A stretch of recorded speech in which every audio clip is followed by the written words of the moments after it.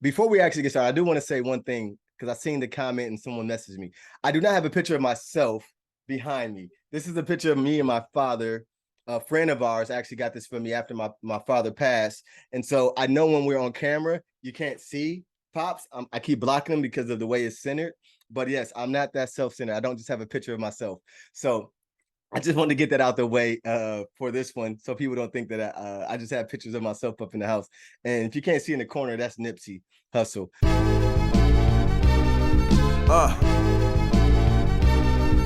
Yeah. Y'all know what time it is, man. We represent to go on this one. Yeah. So today I have a special treat for you guys. This is my main man, Ron Story. We go back over 20 years of friendship. I tell people he's my cousin. When they start doing the family tree, it gets confusing because we don't have any family members in common. So he was like, so his mom is your auntie? Like, well, not quite. But he's from East St. Louis, so another Illinois native. I can say with confidence that East St. Louis is, I think it has a higher crime rate than Rockford. With that said, anybody that can make it out of that type of environment and go abroad is definitely a lot to learn from. Decided to take some of that college loan money and start his own businesses. So he's a serial entrepreneur, runs a couple businesses, I think a software company also, and I'll let him again speak more to these things later. And he's been living abroad about the same amount of time, going on 7 years. So without further introduction, Ron Story. What up? This is me. I don't know what else to say. It's really bad, right? Yeah. It shows you how crazy these things are. No, I appreciate you inviting me on to talk about, my experience living in different countries. I think the cool thing, like you said, I mean, being from East St. Louis and living here kind of removes everybody else's excuse, right? Nobody else has an excuse, right? Like I still remember I got my passport in 2008. And at the time I was like, yeah, 2010, I'm going to start traveling around. I'm going to quit my job at Farmers Insurance and just kind of move around. And then you and I think Darius had bought Rosetta Stone. We all put in $100. Hey Yeah, I guys, put in $100 and it did like a Rosetta Stone 300 Rosetta Stone license. is trash, by the way. It's not very effective actually learning language. We were learning stuff like El niño corre en la calle. Yeah. I've still yet to say that in Spanish. You learn more. You will learn more Spanish from talking to a stone named Rosetta than doing Rosetta Stone. You Hey, can but have a pet rock. we and tried learn it more all. Spanish. Yeah, we tried it all. And we were like on it, that we were really trying. And it's like El niño está bajo del avión. I'm like, where's his parents? Why is the You're kid like, how do you underneath get on the that airplane? Why is he under an airplane? This is stupid. This is dangerous. Yeah. So, but that's pretty much it. Like, at that time, I wanted to travel, and I didn't go anywhere for 8 years. Right. My first time leaving the country was 2014 to 2015 when you were in Honduras. So it was like, yo, man, I don't know anybody else who lives outside of the country. I don't want to go nowhere by myself because I watched this movie called Hostel, and I saw they were like cutting people's Achilles tendons. I'm like, oh no, I would never stay in a hostel. And because I thought that was like a joke. I didn't know that was the name of a hotel outside of the US. And yeah, man. So when you was in Honduras, I'm like, yo, I'm gonna come down. I had never been anywhere. Like my passport was 8 years and still brand spanking new. Like it hadn't even been opened yet. And now this is passport number 2. But so just to give a little bit of perspective, that one. that was what, 2013, 2014? 2014, yeah. 2014. Oh wow. 2014, I went to Honduras. I lasted maybe 15 days before I was like, I got to get up out of here. Honduras is a wild place, man. So you got the passport 06. No, 2008. It was 2008. Okay, 2008. So 2014, so 6 years later, he finally goes abroad. So to put in perspective, I lived in Honduras. Honduras is actually as dangerous as they say it is. And I can give you some more stories later about how dangerous it is. And so I lived in what I call Gringolandia. and it was just a apartment complex with a bunch of other foreigners, other teachers from the school I worked at, which was a great school. And actually, the Honduran people treated me great. So we had armed security walking around. We had this gate that was like this thick. We had armed security, barbed wire, electric shock, whatever, and they just walked around with a shotgun. And go ahead, Ron. You want me to tell that story? So I get in at like from the airport at like what 11 at night. It was like some late flight, right? So we get to to his apartment, to this like walled city like on Game of Thrones, and he knocks on the door and the guy slides back this window and sticks a gun through it.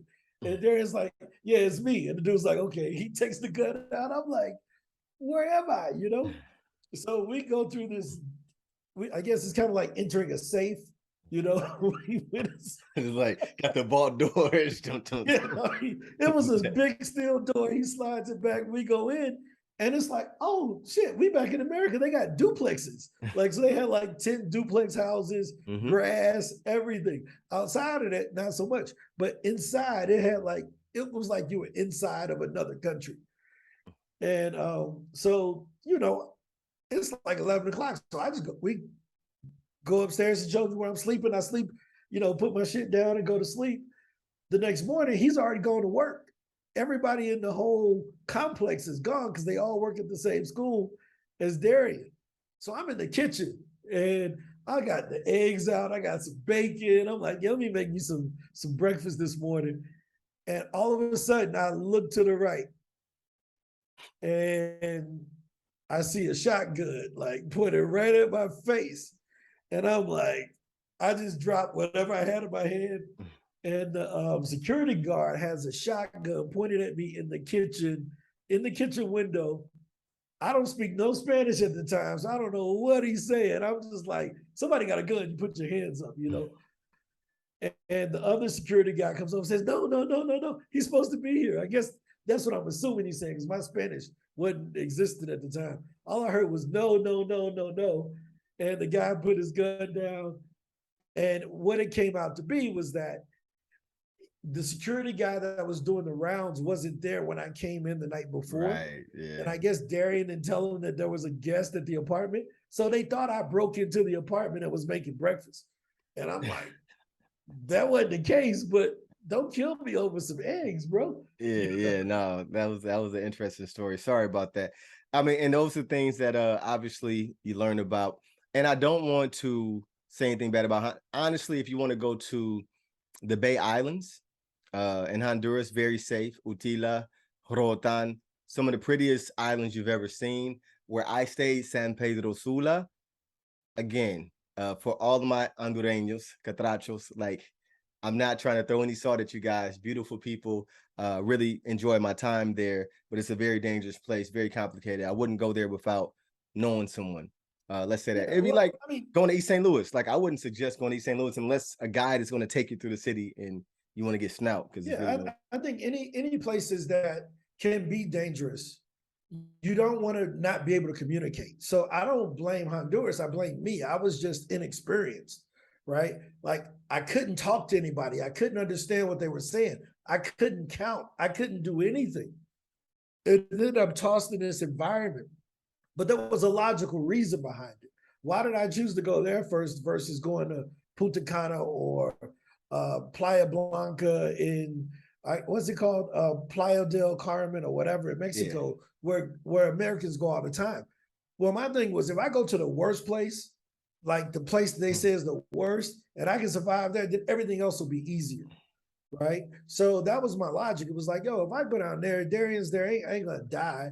But if I see how it is, and this is supposed to be the worst, it could kill all the boogeymen, because I didn't know anybody who had traveled. Darian was the first person that I knew that had been outside of the country that I could call and have a conversation with. So I was just going off of what I saw on the news, what my mama would tell me, and I don't know nothing. She ain't never, my mama's 75. She just got her passport in July of this year, right? So, but they have all these boogeymen of stories that you'll hear from your family when you're thinking about traveling abroad. And I just wanted to kill all of that. I was like, look, let me go down to Honduras, see how it is. And I'm grateful for that experience because I learned a lot. It was eye-opening. But I don't suggest anybody like do that. No, but you bring up a good point. I think, and I know in one of my videos, I talk about take a trip. And I think part of that is take the leap. Sometimes we let fear consume us and it will paralyze us, right? You got the passport in 2008. I got my passport, I think, in 2007. We were both supposed to move to Spain with Darius in 2010, and we didn't, right? We didn't make that happen. And we kind of like, we pump faked. Like we came up with the ball and then we came back down with it. And it's one of those things, once you do the leap, you realize it's just life, right? It's just life. Air is air. You know what I'm saying? People are people. Everyone has the same interests. They care about their families. They go to work. They go home. They eat. They sleep. You find out that the biggest difference are cultural differences. Language, food is going to taste different, but people are people. So I'm glad you took that leap. So you go from Honduras and then you go to Costa Rica afterwards, if I'm not mistaken. Yeah, I took a bus from Honduras to Costa Rica. About that. I forgot about that. I was like,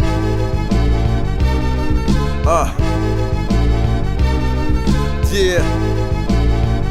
Y'all know what time it is, man. We represent to go on this one. Yeah. Yeah, it's going down, y'all.